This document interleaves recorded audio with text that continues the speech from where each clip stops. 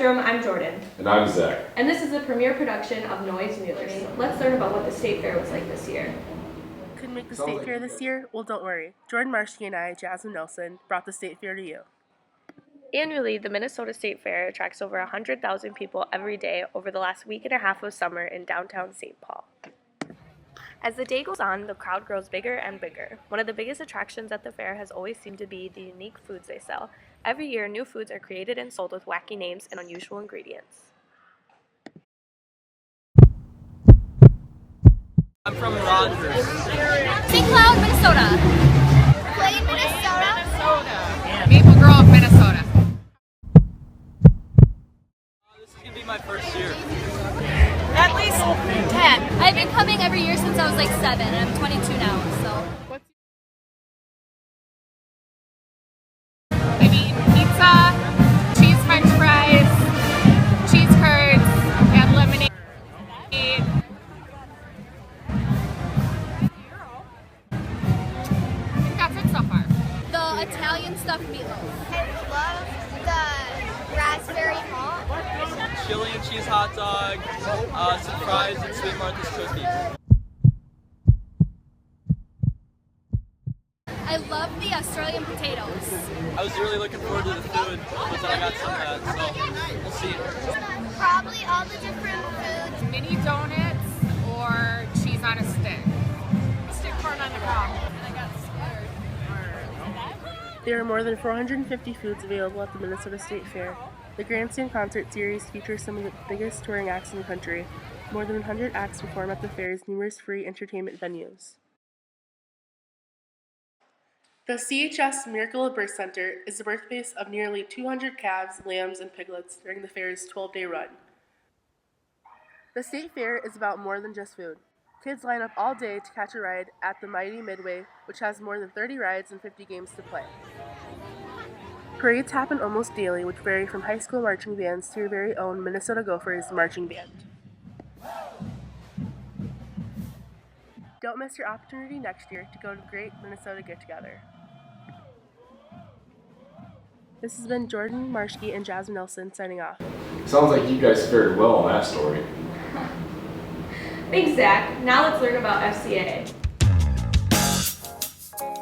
So Noelle, when does FCA meet and when does it start? Well, we meet every other Thursday and it starts at 7-Eleven, so just so people remember that and have that little in their heads. So. And when does it end? Well, we try to end like 10 minutes before school starts so people have enough time to get to their classes, but sometimes it can roll over to 5 minutes before, but we try to get it going early. So Noelle, why do you come to FCA every other week? Like, what's the point of it?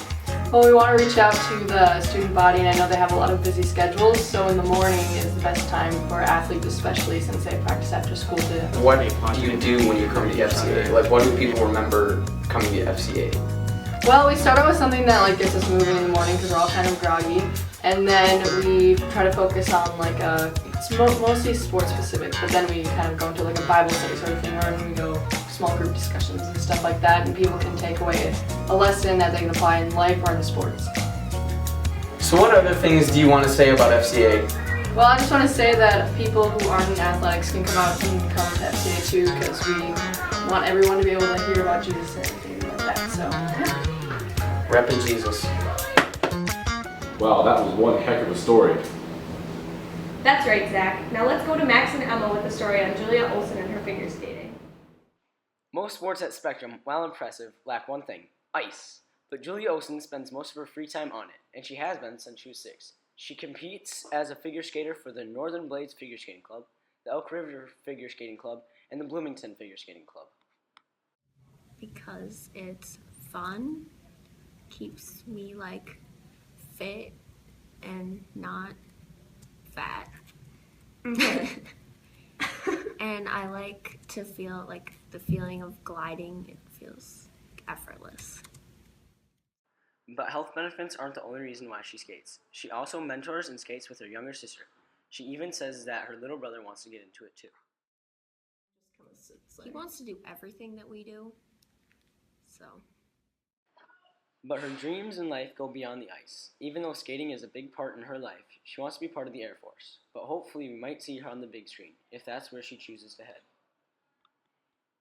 This has been Emma and Max from Noise News. Wow, that was a great story. Now let's go over to Ryan, Parker, and Anthony with an update on the new staff here on Spectrum. Every year at Spectrum, there's new staff members, so let's go meet some of them. And the first question we always ask is, why Spectrum? I came to Spectrum because originally as a football coach, and then I was offered a position as a math teacher. And the more I looked into Spectrum, the more I fell in love with the school, and it seemed like a great place to work. When looking for my husband and I were considering moving up to the Twin Cities area, and I was looking for a place to apply for a job, and Spectrum had just seemed from their website and some of the information I learned just seemed to really fit my style of teaching and my goals and my philosophy of really helping students get ready for the next level in their education. So it really fit who I wanted to be as a teacher, and I'm just really excited to be here. As you can see, there are several different yet very good reasons for coming to Spectrum as a teacher or even as a student. I love it. The students are great, and it has a beautiful school building, and I'm just loving the attitude and the atmosphere that the students bring. Teachers come to Spectrum not only to teach, but also to coach on top of their teaching career. They're a great group of guys, and I love working with them, and every day they put a smile on my face and have good times. Spectrum not only hires teachers that are coming straight out of college, but they also hire teachers that have been teaching for several years.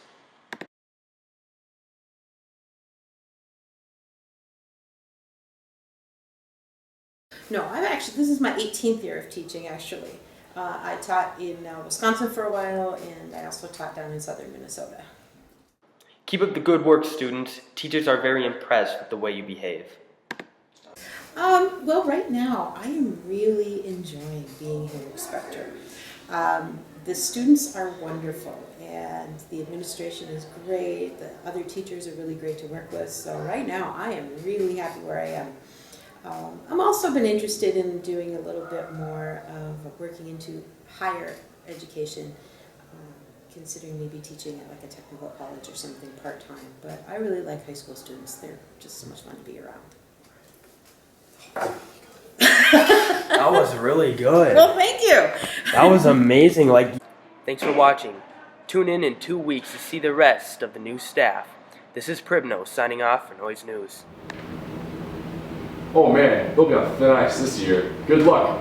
Well, they will do great. Now let's go over to Cash Consensus with you and Matt. This year, CASH students have a new freedom to leave school during study halls or CASH classes.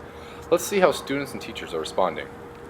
Well, we got together last spring as a group and tried to come up with ways that we could expand the college-type atmosphere here at Spectrum. And one of the ideas was to allow students that are in CASH classes not to have to come to class on Mondays.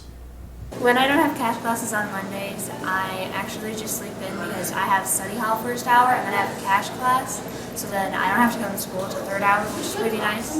I think it's great. I think that we're a college prep school. This is more of a college prep atmosphere. You don't have class every day in a college, and so the idea that our students can have a little more freedom and not have to come to class every day of the week for our cash classes is a great idea.